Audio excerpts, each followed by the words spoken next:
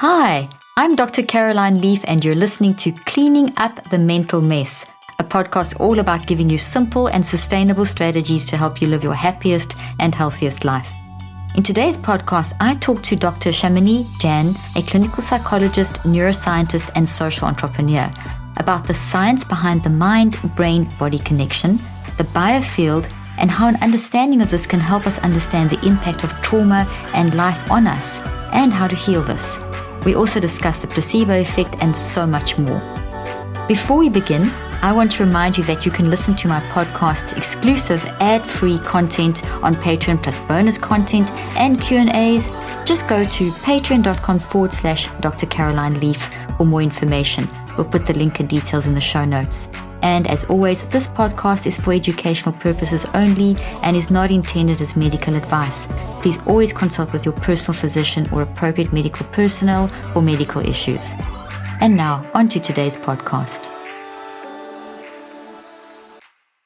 Before we dive into today's podcast, I want to tell you about an exciting new project, one many of you have been asking for, which is now open for enrollment, my Neurocycle Certified Facilitator Program. This program is a 4-day in-person training with me where you'll learn all the fundamentals of my theory and the neurocycle so you can use these strategies with your clients and elevate your coaching business or private practice. Our first training is this August 4th through 7 and takes place in Dallas, Texas. When you become a certified facilitator, you'll join our exclusive directory, which goes out to hundreds of thousands of people looking for extra help with their mental health. This means that finding clients will become even easier, and you'll become part of our private network of facilitators where you can meet and connect with like-minded individuals, get help, and have access to many great resources. Spots are extremely limited and already filling up. So if you're interested, go to neurocycleinstitute.com for more details and register for our first training. The link and details will be in the show notes. Welcome, Dr. Shamini Jain. I am so excited to interview you because we talk the same language. I love what you do. Your TED Talk was just like everything you're saying. Yes, I agree. And every time I, listen to you and just look at what you do, it's fantastic. So thank you for your work. It's amazing. And welcome to my podcast. Well, thank you so much. Thanks for having me. I'm so excited for our conversation. So am I, because this is essential to help people understand the mind-brain-body connection, which is what I talk about so much on this podcast and my research and all that kind of thing. So, and this is your field. You're an absolute expert and you have a fantastic way of explaining everything in great terms. And you've got a wonderful new book. Do you mind holding it up? Healing Ourselves, the biofield science and the future of health, which is wonderful. So we're going to talk about what is the biofield and, what does it mean to heal yourself and how does that pair with getting help from others and the placebo effect and things like neuroplasticity and all these kinds of things. So before we begin, I've done your bio already. People have heard a little bit, but it's always nice to hear from you a little bit about how you got to why do you do what you do? What drives you? What motivates you? You bet, Caroline. I appreciate the question. Well, I think a lot of us will resonate with this. The reason why I'm so excited about this area of the biofield is because I think it's bringing light to our understanding of how deeply we're interconnected and how that interconnection can heal us. And it's very real, so we're exploring all of these ways that we have thought of, our spiritual natures, our emotional natures even, as being disconnected from the physical body and even physical aspects of healing. And the science is uncovering how deeply interconnected, first of all, we are, that my mind, my emotions, even my connection to something that I would consider to be greater than myself, whatever it is that we call that. It's a profound influence on our health. And so in our field, we talk about whole person health. And really what that means is that what we're uncovering with science is that it's not just what I eat and how I exercise. That's very important, of course, but my relationship with my own spirit has a huge influence in my healing and even potentially the healing of others. So for me, being raised and born here in the United States in the deep South, from South Carolina, and being surrounded by Baptist Christian friends, I would have lots of really great talks with them about the nature of reality that they saw, and how did they see divinity and how did they see, their relationship with divinity as having a role in their life. And I would share from our perspective of the Jain tradition what that was like. So there was a lot of sharing going on. But then when I went to school and went to some of the best universities in the country, Ivy Leagues, I realized, we don't talk about spirituality or sometimes even emotions with their effect on health. And so there's this huge disconnect where, we know that people have profound experiences. We may call them non-ordinary, extraordinary, spiritual, whatever the terms are that we use, things that we don't generally describe by science. And yet, when we look at the fields like spontaneous remission and other things, we realize that these things are happening and we don't really have a strong scientific framework for us to understand. So, for me, it's very personal. I know, like you, I'm a clinician. So if I see something that's supposedly called miraculous healing, like the healing of Mira, which I talk about in my book, essentially, a child who is 2 years old diagnosed with a brain tumor, who all of a sudden has a, quote, spontaneous remission from working with a distant healer. Now that seems really out there, right? It's like, how could that possibly work? And yet we know that there are literally thousands of cases like these, right? Thousands. So as a clinician, and a scientist, I think it's really important that we stop ignoring these or just calling them miracles. Yes, it's a beautiful miracle. We can study miracles. We can understand the power of our own healing potential by looking at things like the biofield. Instead of dismissing this as if it doesn't exist, we look at the data and then we begin to see how could we potentially replicate these so-called miracles. So that's really what drives me. We have a broken healthcare system, as you know. I hate to say it like that. Tremendous respect for all of our physicians, our nurses, everyone that is out there, especially now, coming through the pandemic. What they have done, what they have gone through is just tremendous. And we want to make sure that we're arming them with all the best resources so that they can facilitate healing in others. So, I have a lot of passion for this because I think, like you, I see that there's a lot of unneeded suffering going on. And I think when we look at these holistic practices scientifically, we're really uncovering some of what has been known for, literally millennia and putting it in a language of science where we can start exploring, well, should we prescribe yoga for chronic low back pain? For example, that's going on right now here in the U.S. It's actually recommended by the American Colleges of Physicians. Why? Because we've actually done research around it, that meditation, other holistic practices. So it's really exciting because, again, it just really points to our own personal power, our agency. Yes, we need to seek outside help for our conditions sometimes, and there's no shame in that. It's a beautiful thing to do. And there's a tremendous resource, a wellspring of healing within us that we can also tap into. Finding and booking a doctor who's right for you doesn't need to be a terrible experience. Will they take your insurance, understand your mental and physical needs, or be available when you can see them? With ZocDoc, the answer can be a refreshingly stress-free yes. ZocDoc is a free app that shows you doctors who are patient-reviewed, takes your insurance, and are available when you need them. Every month, millions of people use ZocDoc, and I'm one of them. It's my go-to whenever I need to find and book a doctor. I have used the app to book doctor's appointments, dental checkups, you name it. It has been so great, especially when I visit a new town or city and I need to find an appointment. It is so easy to read up on local doctors, get verified patient reviews, and see what other real humans had to say about their visit. With ZocDoc, you know that when you walk into the doctor's office, you're set up to see someone in your network who really gets you. All you have to do is go to ZocDoc.com, choose a time and slot whenever you want to see the doctor in person or do a video visit, and just like that, you're booked. It's so easy to find the doctor that's right for you and book an appointment that works for your schedule. Go to ZocDoc.com/leaf and download the ZocDoc app for free. Then start your search for a top-rated doctor today. Many are available within 24 hours. That's ZocDoc.com/leaf, ZocDoc.com/leaf. The link and details will be in the show notes. I absolutely love every word that you've said so beautifully, and thank you for saying that. And it makes me.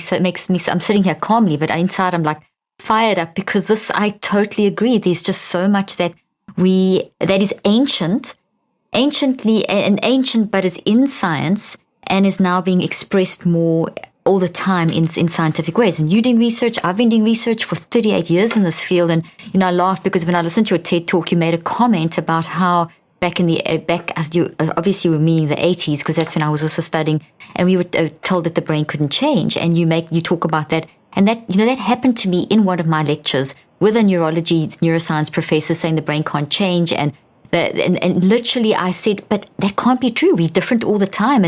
And that professor said, that's a ridiculous question, which I actually did a TED talk on. So I really resonated with your TED talk. And they said, okay, well, go research it. I said, absolutely. And that got me going with my research. And I said to that professor, what's the most difficult area that you think this is impossible to prove that our brain can change and our mind is doing the work and our spirit and that kind of thing? And he said, well, go work with traumatic brain injury, because there's hardly any research on it, because we just don't think that it's even worth researching.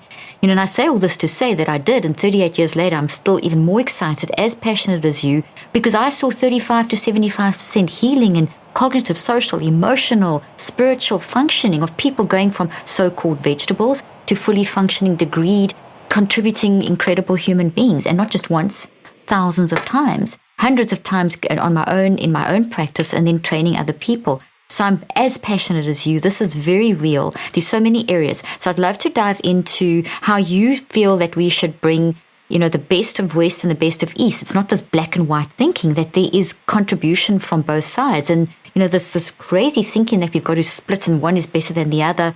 There's a blend of knowledge that we can bring to the table. And you're a big proponent of that. So I thought, let's start there.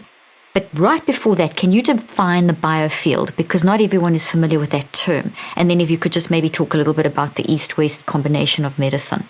You bet. We can link those things together. So in short, the biofield is a term that Western scientists are using to help explain our bioelectromagnetic nature. Okay, and this is very real. We'll go over this, but we define it, the more scientific way of defining it, which was coined at the National Institutes of Health, actually about 2 decades ago, maybe 3 almost now, was a massless field, not necessarily electromagnetic always, that guides the homeodynamic functioning of a living organism. Now, that's all science speak. Let's unpack that a little bit. Just basics, which is, we're talking about fields of energy and information that guide our health. Now, that might sound kind of woo, but it's actually not. For example, we know that we can measure the EKG, the electrocardiogram, or the EEG tells us something about our brain and our heart for our health. We can measure magnetic fields off of the body using magnetoencephalograms and even magnetic sensors off of the body, not just the brain. And that is, we're doing research like that now. Many people in Europe are starting to explore, for example, shifts in magnetic field in response to potentially emotions. So these aren't controversial. These are measurable ways. There's a whole industry, if you will, of what's called electroceuticals, where we're putting known amounts of energy into the body using things like pulsed electromagnetic field stimulation, even, the non-invasive brain stimulation work, which you may be familiar with, like transcranial magnetic stimulation and others. What's going on there? We're not using drugs. We're using known amounts of energy to see if we can actually stimulate the physiology in some way. So that's part of the biofield.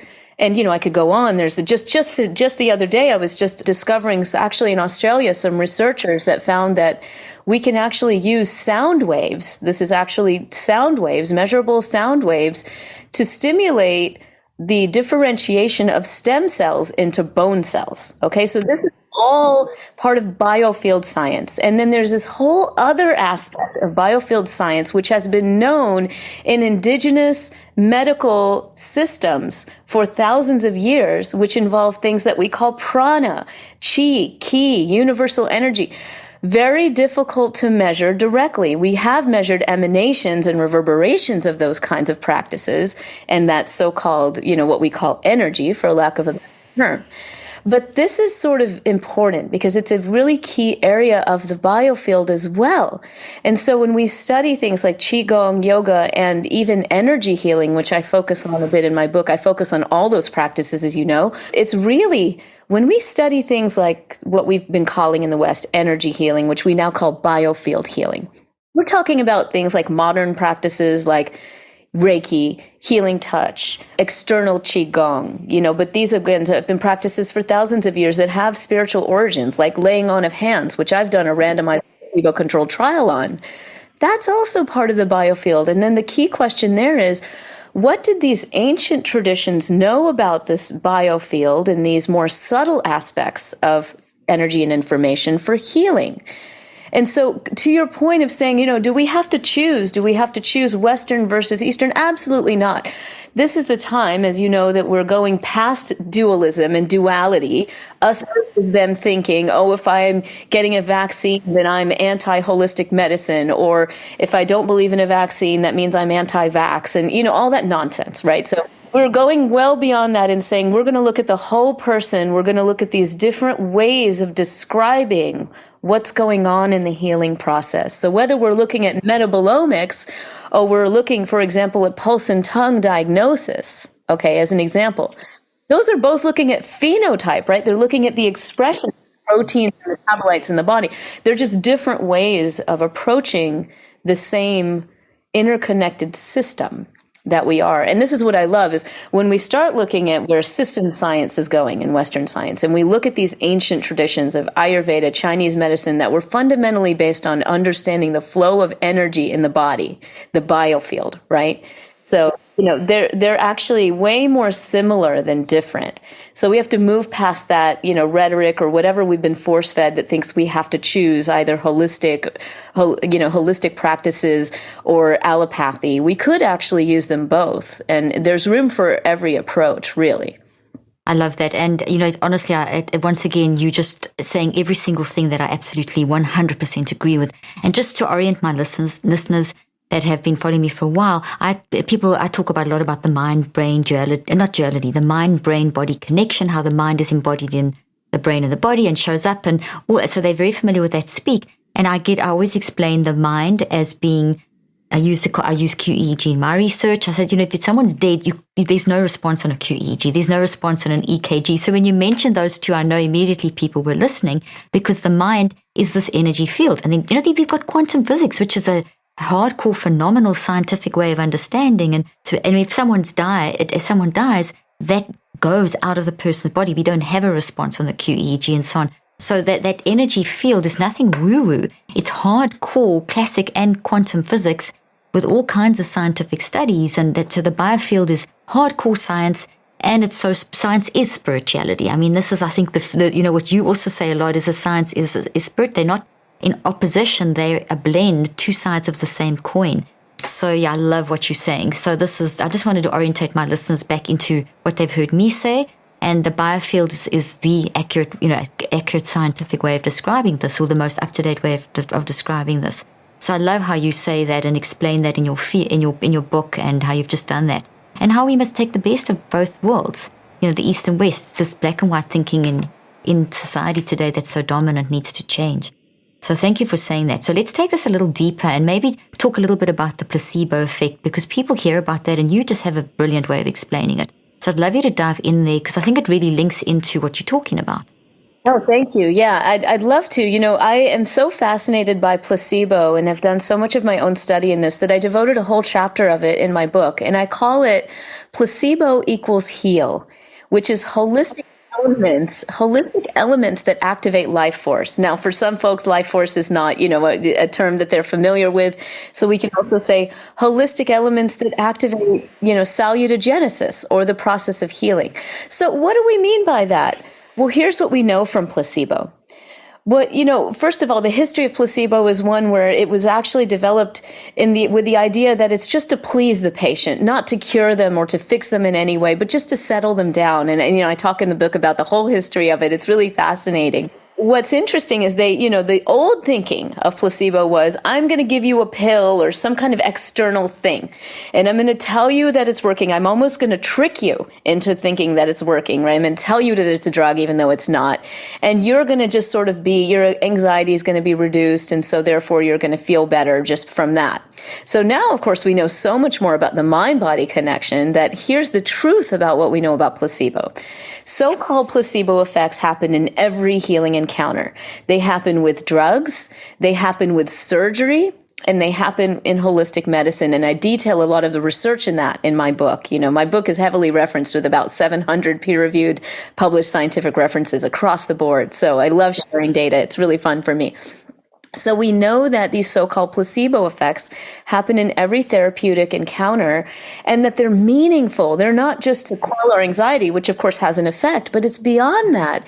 It's so deep. We can see placebo effects down to neural firing levels in patients with Parkinson's, where when people with Parkinson's are in a placebo, their brain will actually shift in its neural firing in a way that's commensurate with reducing motor symptoms. Okay, so it's very meaningful. We see that it's multiple brain pathways. It's not just like we have one placebo brain pathway, but it's also based on what we call conditioning. Just give you a quick example, by some wonderful work that's been done by Fabrizio Benedetti and Luana Caloca. Wonderful placebo. I'm familiar with the work, Yeah, they're amazing. Their work in placebo analgesia, or, basically reductions of pain through placebo mechanisms, showed us that, let's say we had chronic pain and we were used to taking a non-steroidal anti-inflammatory or an NSAID for that pain. That was what our body was used to.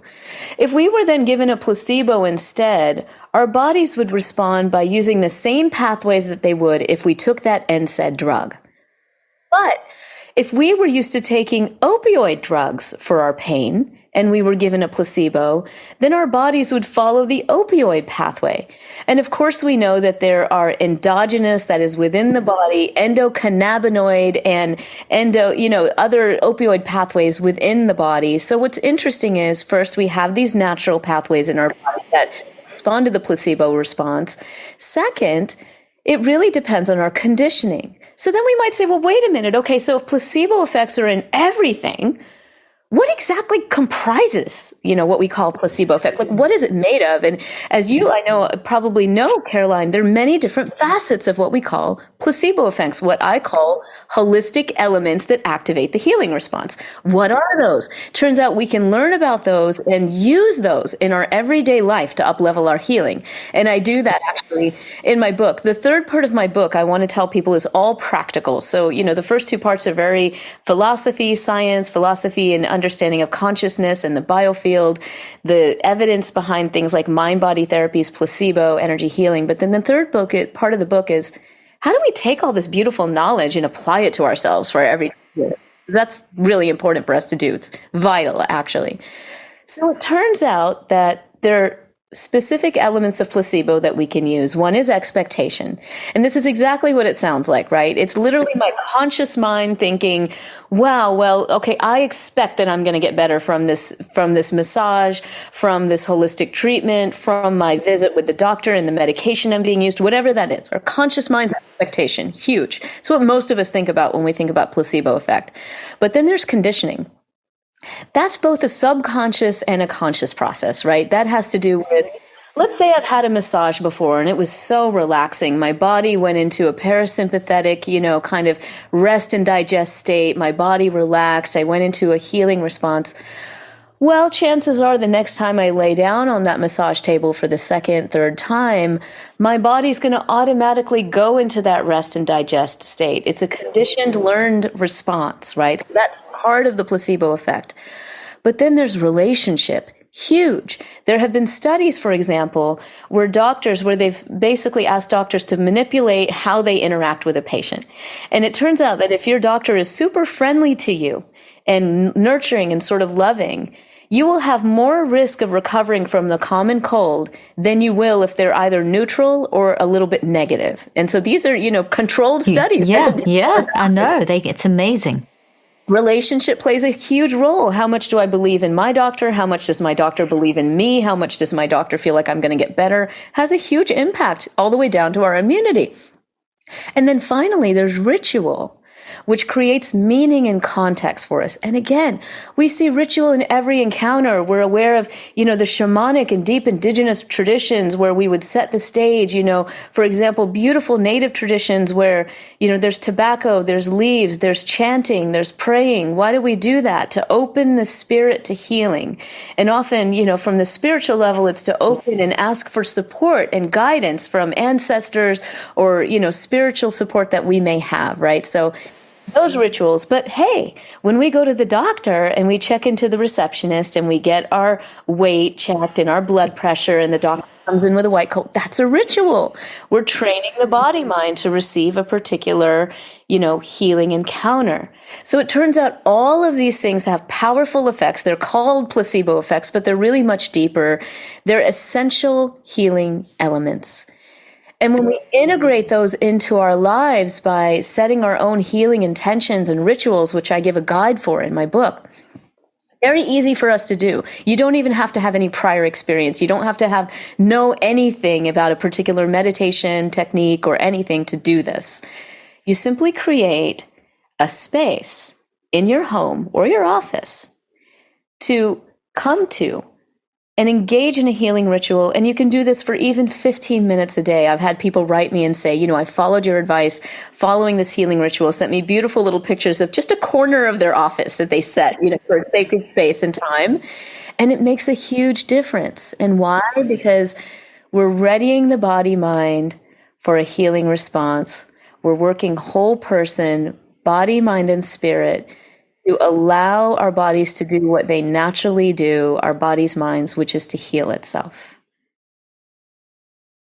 You explained that so beautifully. Well done. That was fantastic. And, it is clearly laid out in your book. And I'm excited that you also go into the practical application, because before we dive there, though, I just think would you like to just dive a little bit deeper around maybe the whole mind-brain-body connection in terms of the self-healing and in terms of how self-healing also incorporates reaching out to others. Sometimes we need support when we're in that healing phase, because I know there's a lot around, and we discussed this just before we started taping, and that there's a lot of guilt that can come onto a person when you hear these things, the confusion of things like The Secret and, the current wellness movement, all well-intentioned, but can make a person feel like, well, if you didn't do those things and you didn't do them properly, it's not working for you, it's something wrong with you, you did something wrong. So there's a lot of moralizing of, quick fixes for self-help and that kind of thing, where self-help can go a little bit wrong.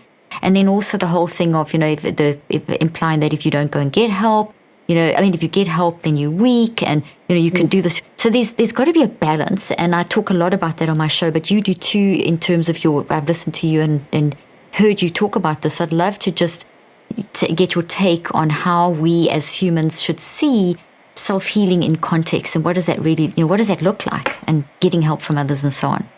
It's such a beautiful question, Caroline, and I'd love to address that first, and I'll share kind of some reflections with healing practitioners that I talk to, these energy healers who can help facilitate tremendous things for people. First, as I mentioned before, when we study the biofield, what's so exciting about it is it helps us understand how deeply our healing connection with ourselves and with others, how vital that is for ourselves, for the flourishing of ourselves and our planet, right? So it is ultimately all about connection. The second thing I want to share about this is that nearly every healer that I have talked to across healing traditions, across different traditions, they may see the energy field differently or feel it differently, but they all tell me the same thing. First of all, a lot of them say, Shamini, I'm not the healer. They don't even like the term. A lot of them don't want to be called healers. And people have to understand, I am a healing facilitator. All I am doing is helping facilitate a connection between that person that I'm working with and their spirit. Okay? That's beautiful. Yeah. And they say it is when they connect with their spirit, their higher guidance, their larger sense of self, beyond the conditioned mind, beyond everything that we have been sort of put onto us. When I facilitate that connection in someone, then their healing response begins. And so they're really doing the healing. So when we listen to this, part of us might say, well, if I'm really doing the healing, then I should be able to think my way out of this. I should be able to do it on my own. I'm just not practicing yoga properly. I'm not, so the mind will go in all these places. From the spiritual perspective, it's a very interesting thing, being human, because from that perspective, we're spiritual beings having this beautiful human embodied experience. And part of that means that we have life experiences. We all have some traumas to some degree. We have life experiences that impact us. We're born in certain families, a certain socioeconomic status, diet, everything. Okay. All these things play into it. Yeah. Everything affects us. And what's beautiful is we don't even have to figure it all out. But sometimes we get stuck. It happens to all of us. And so what's so beautiful is when we work with the biofield and we seek help right? And we say, well, I don't have to be an expert in everything. I can't think my way out of this because I'm in my conditioned mind. I'm in my conditioned self. Most of us live there, right? That's part of being human. We live from the center of our experience. So when we go get help from a healing facilitator, whether that is a psychotherapist, an energy healer, a doctor, whether medical, naturopathic, doesn't matter. Whoever that person is, they're helping facilitate a connection where we can expand beyond maybe what we thought was possible. So they're helping us to expand and have realizations about our own nature that we may have missed before. And that's a beautiful thing. You know, when I sit with a patient, and I'm sure you have the same experience, my job is to hold them in love, obviously, first and foremost, because love is the healer. Help them understand what a beautiful and perfect being they are. Because sometimes we don't feel that way. Exactly. Right? Especially when life has hit you. Yeah. Yeah, we literally need someone to hold that space for us. So there are many ways to do that. Going and seeking help from an individual, having nourishing community, you know, what we call in some traditions a sangha, like in spiritual practice, Thich Nhat Hanh, the late Thich Nhat Hanh, many of you may know him, a beautiful Buddhist teacher, social activist, recently passed away, brilliant light. He was fond of saying something similar to, you know, a person without a sangha is like a drop of water in the desert, okay? What does that mean? Because we're all interconnected, we help feed each other. We literally feed each other's biofields, our minds, our emotions, so that we can support each other. And so in this time where we're so deeply affected by global events, you know, today we've just learned, for example, that there's an invasion in the Ukraine. And we're all feeling that reverberation. There's no way we won't feel it. Emotional connection is very real. But it's very real on the flip side, too. So when we come together in support, and biofield science supports this, right? But it supports this. There's a data behind this. When we come together in that nurturing support, we can kind of help step out of any tapes that have been looping in our mind body about what's possible and who we are into something greater than we could have ever imagined. And so when we open to that larger possibility in collective practice, in being a trusted facilitator, then we can open to larger amounts of healing. That's not like the secret. And I'm glad you named that. You know, I have a lot of friends who really are struggling with this whole thing. I can put myself into anything. In the spirit of Mental Health Month, I want to tell you guys about one of my favorite products for relieving stress and anxiety, Ned's De-Stress Blend.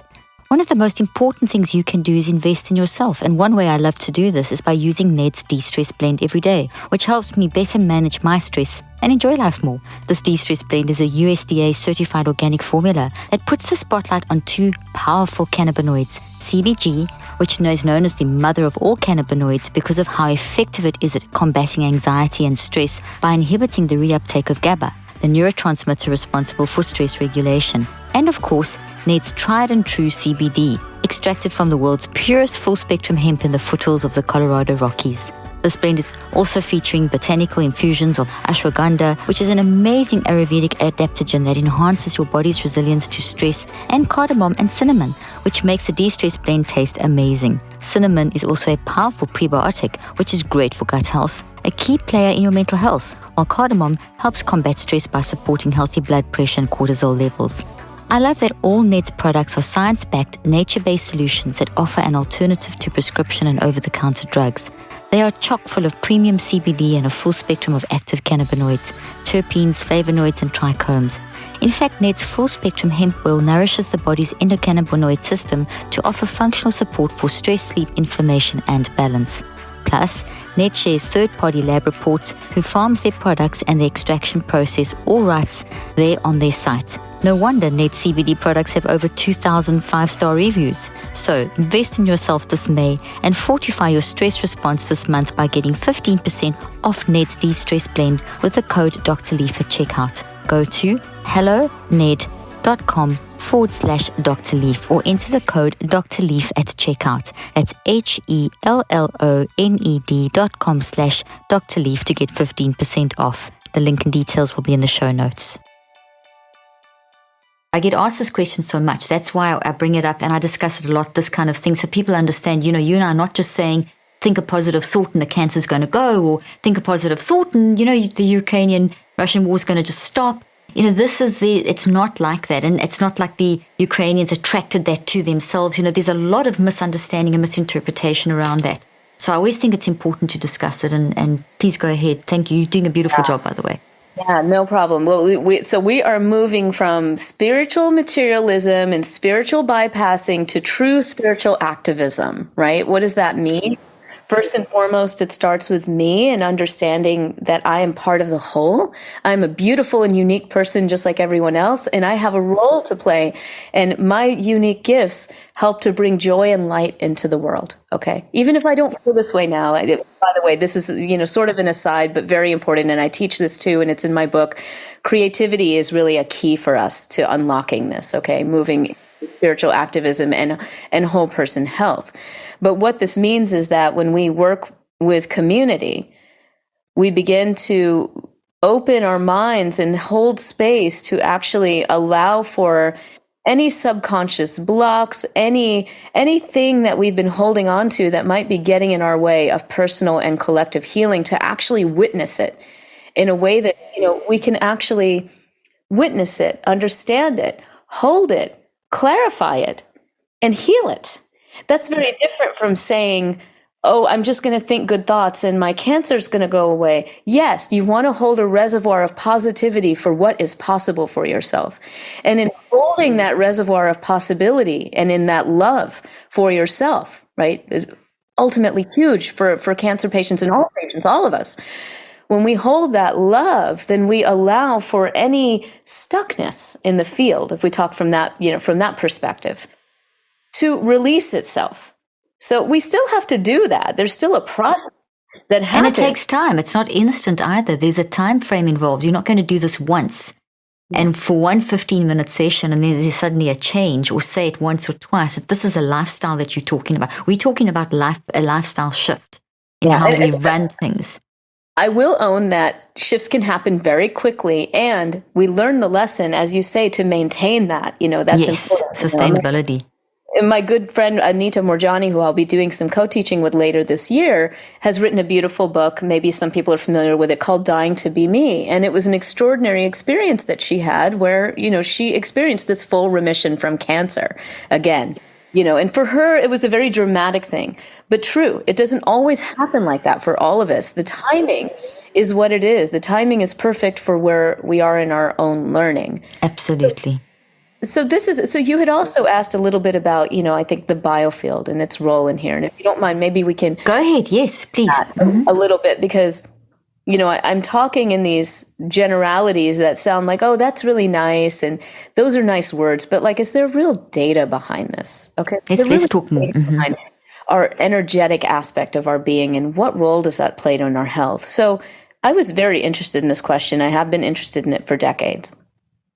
And one of the reasons why I chose to study energy or biofield healing is because it really gets at these questions of, what about the role of ourselves as energetic and spiritual beings beyond the physical, beyond just doing yoga asanas or, stretching exercises or cognitive effects of meditation? Is there something else here to the healing process that people are talking about anecdotally?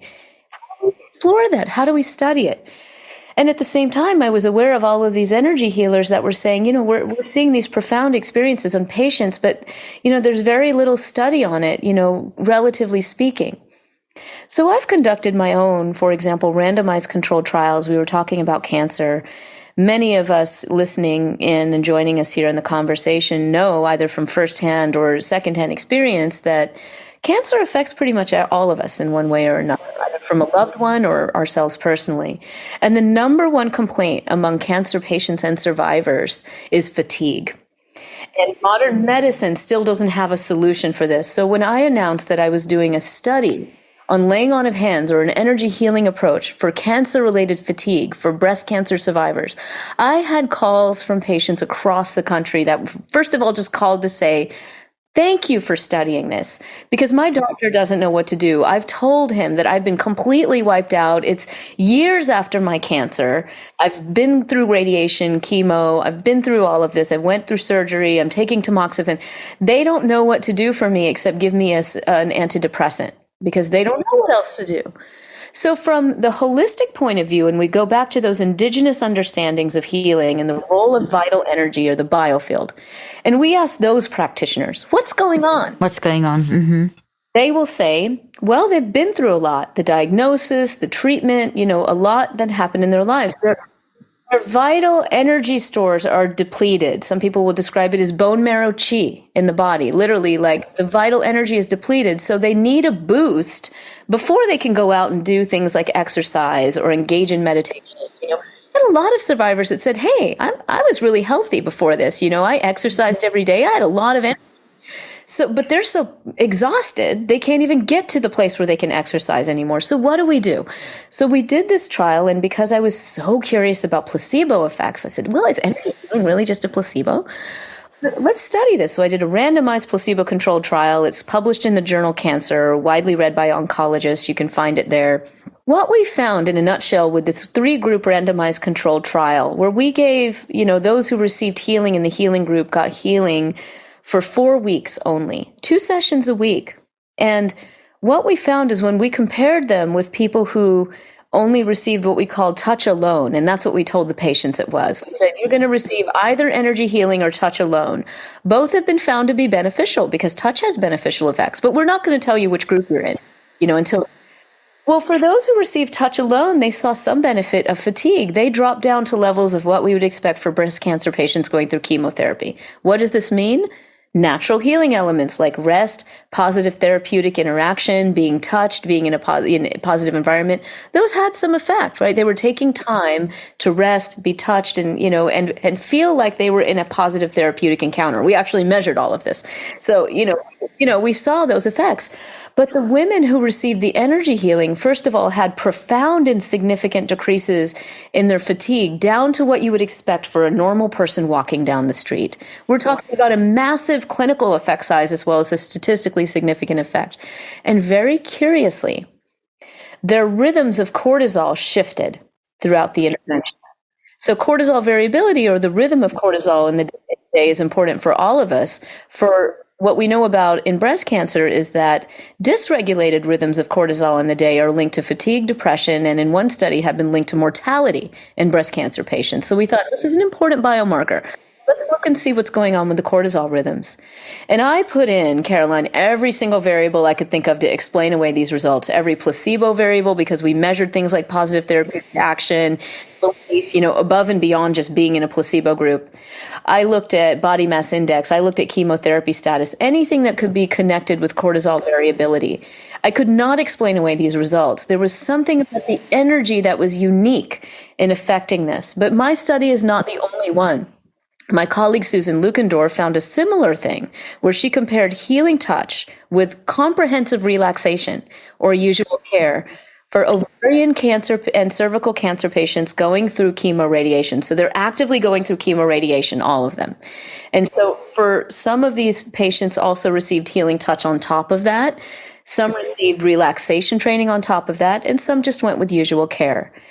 And again, she found decreases in depression for those receiving healing touch compared to the other groups, and a maintenance of natural killer cell cytotoxicity, or essentially a maintenance in a particular aspect of the immune system as patients were going through chemoradiation. Now, normally when we go through chemoradiation, that marker would decrease, kind of reflecting an overall, kind of suppression of the immune system that can happen.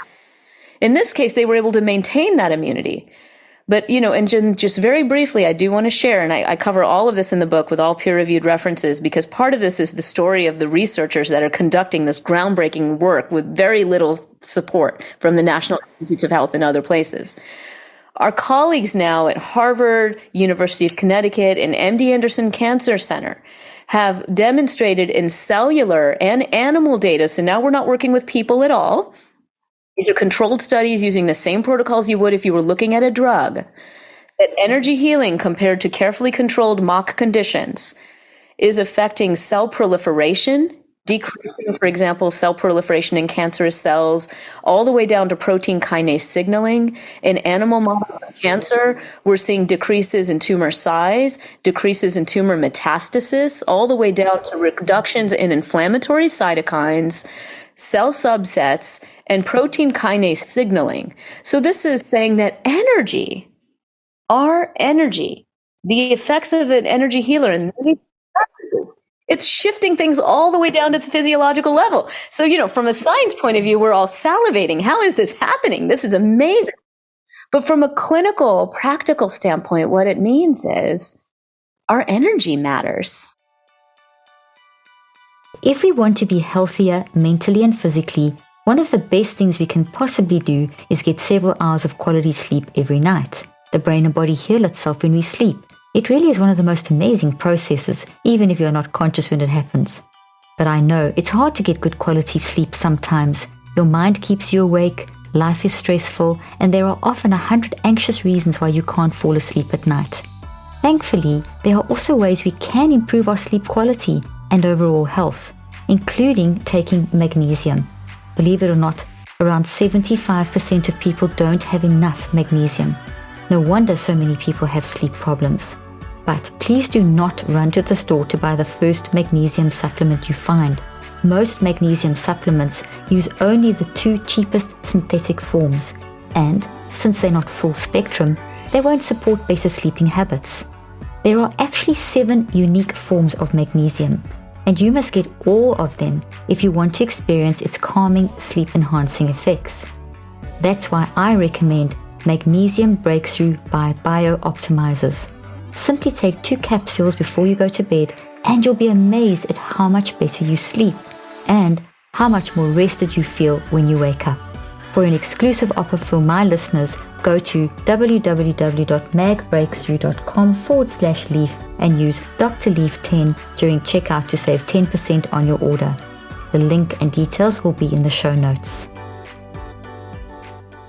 Absolutely, and I cannot agree with you more. Some of the research clinical trials I've done, we've seen such major changes right down to the level of the telomeres as well, through just being able to manage your mind. So that's changed, basically that's managing the biofield for yourself, where people have literally gained like 35 years of health biologically in a 9-week cycle. So, I know totally, and I read these studies all the time. That's why I wanted to interview you, because this is science. This is not anything weird. So quickly, we don't have much more time, and I could talk to you all day. I could just unpack all these studies. It's just so incredibly fascinating. But very quickly, you grew up in South Carolina in the very religious environment. I also grew up in a religious environment. And I know when some of these words that you and I both are use in our describing the data and also describing so-called sort of biofields and words that people are not that maybe comfortable with. Mm-hmm. You've obviously had conversations. Now I always explain to people that this is all just different words, different language for the same concept, which is this godness, this loveness, this perfectness that is at our core of our being, our humanity, and then life happens to us. But we can edit that by tapping into this. And the research that you're doing and that I do is showing that this is the truth. And thousands of other scientists that are doing this incredible research. So just very quickly, can you maybe just help, just sort of talk a little bit more about how did you, when you must have been challenged by the religious environment about, this is new age or this is this. And meanwhile, that's, it's not. We know it's not.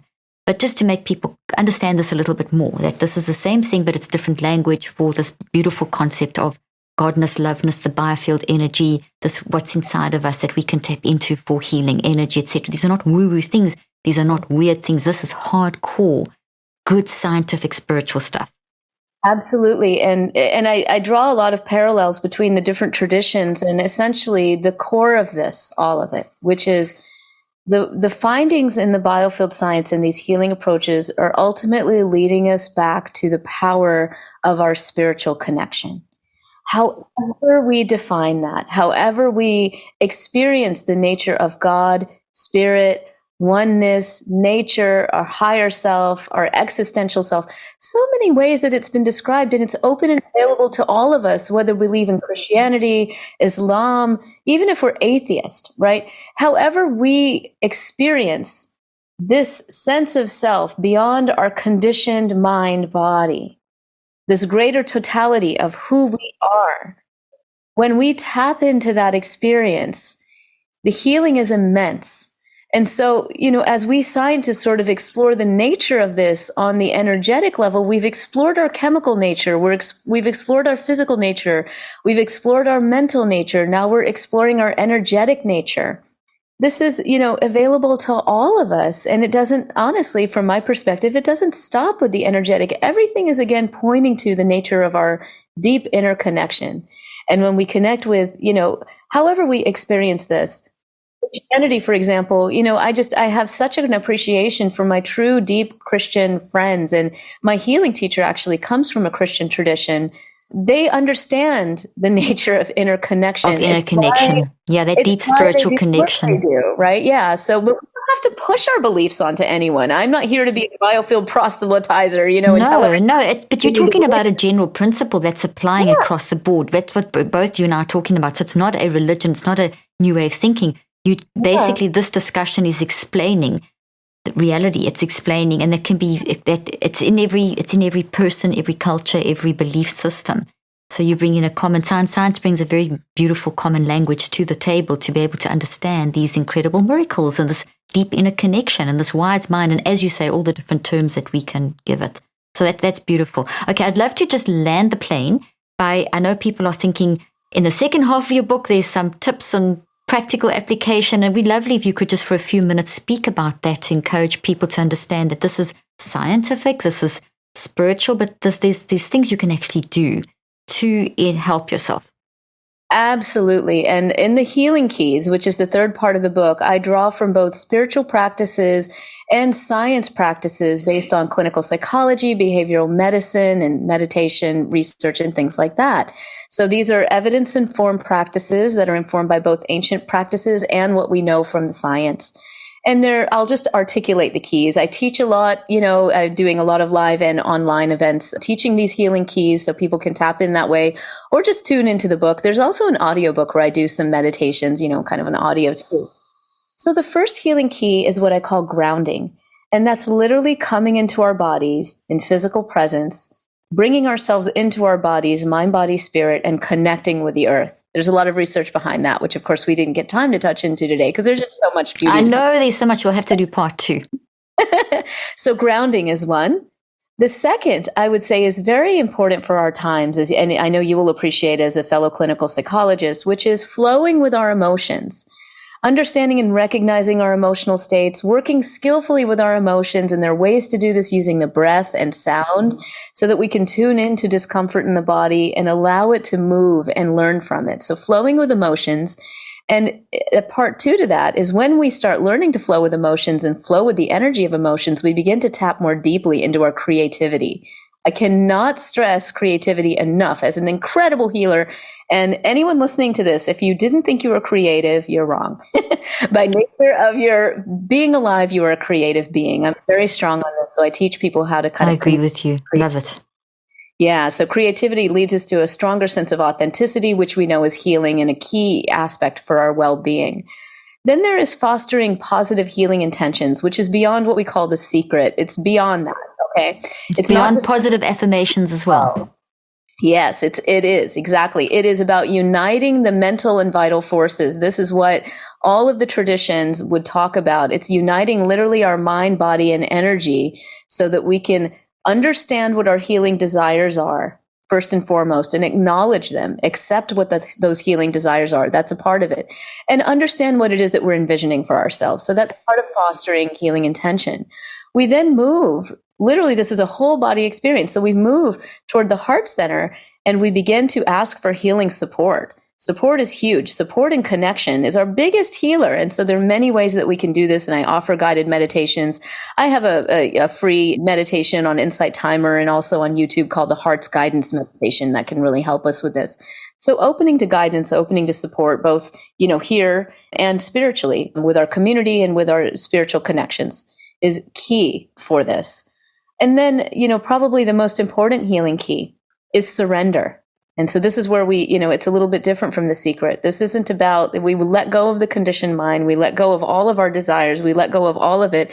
We ask for support and then we release it.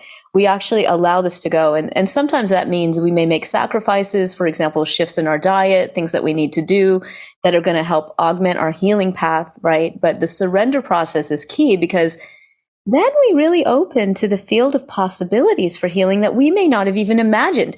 And healing comes to us, maybe in a way we didn't even expect, but is even better than what we thought it was, right? So we have to have that letting go process. So this is a beautiful process that as we begin to just engage in, we find that it's happening for us every day. It becomes kind of an effortless thing that happens for us, kind of keep us on our path of healing and whole person health. So that's it in a nutshell, and really simple practices. You don't have to have an adept knowledge to do these things. It just takes a little bit of time and effort and believing in yourself to be able to say, I'm going to take 10, 20 minutes a day and begin my journey. Fantastic. That's wonderful. Thank you for sharing that. And where can people find out more about you?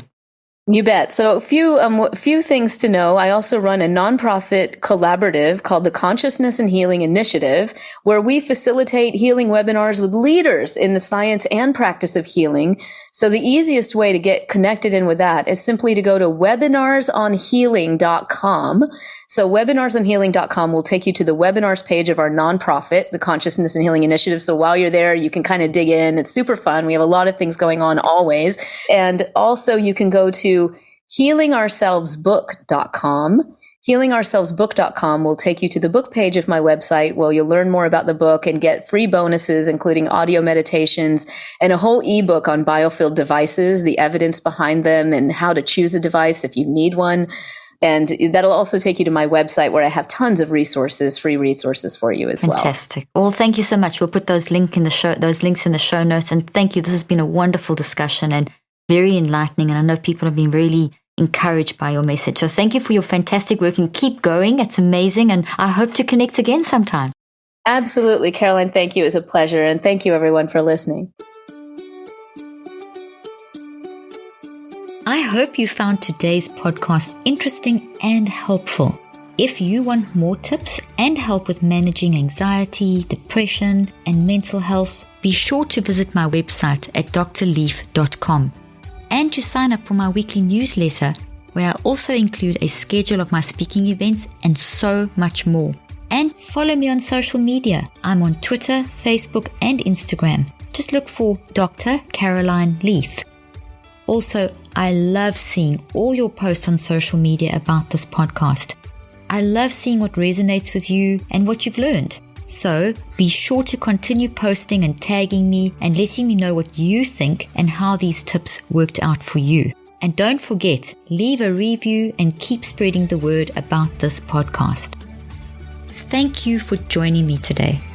I really hope you learned something new and helpful. Till then, I'm Dr. Caroline Leaf.